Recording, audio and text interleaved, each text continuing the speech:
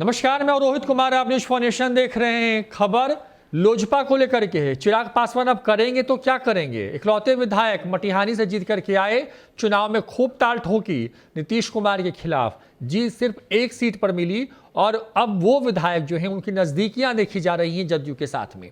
जदयू के मंत्री अशोक चौधरी के आवास पर किताब विमोचन के बहाने लोजपा के विधायक की मौजूदगी के बाद जो है सियासी हलकों में इस बात को लेकर के चर्चा शुरू हो गई है कि क्या चिराग पासवान को बहुत जल्द नीतीश कुमार देने वाले हैं बड़ा झटका। सवाल इसलिए क्योंकि लगातार खरमास के बाद जोड़ तोड़ की राजनीति को लेकर के कई तरह के दावे जो हैं वो किए गए थे तमाम दलों की तरफ से। ऐसे में लोजपा के इकलौते विधायक मटिहानी विधानसभा से जीत करके आए राजकुमार सिंह जो हैं वो आज जदयू कोटे से मंत्री अशोक चौधरी के आवास पर देखे गए, किताब विमोचन करते नजर आए।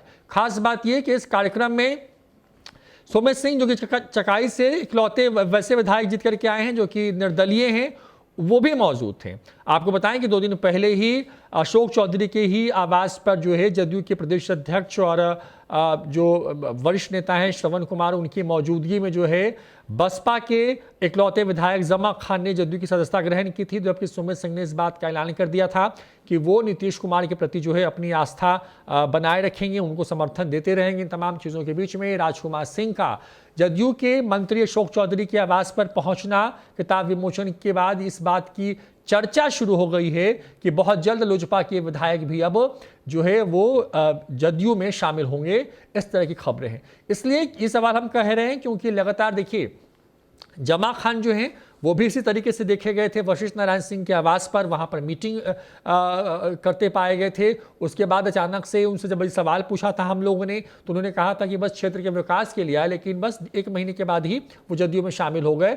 ऐसे में सोमेश सिंह तो पहले ही इस बात का ऐलान कर चुके हैं, तो अब लोजपा के इकलौते जो विधायक हैं उनके इस तरीके से जदयू के मंत्री के घर पर किताब विमोचन के कार्यक्रम में शामिल होने की वजह से ये लग रहा है कि वो बहुत जल्द जो है वो जदयू के साथ अपनी नई सियासी पारी को शुरू कर सकते हैं। लोजपा ने बिहार में चुनाव लड़ा नीतीश कुमार के खिलाफ, बीजेपी के साथ नीतीश के खिलाफ का नारा दिया। इन तमाम चीज़ों की वजह से जदयू ये मान के चलती है कि जो लोजपा है उसकी वजह से खास करके दक्षिण बिहार के ज़्यादातर सीटों पर उसको भारी नुकसान जो है वो झेलना पड़ा और जदयू 3 नंबर की पार्टी बन गई। ऐसे में लोजपा की बड़ी भूमिका रही है। लोजपा सुप्रीमो चिराग पासवान के खिलाफ नीतीश कुमार के तेवर तो पहले ही तल्ख रहे हैं।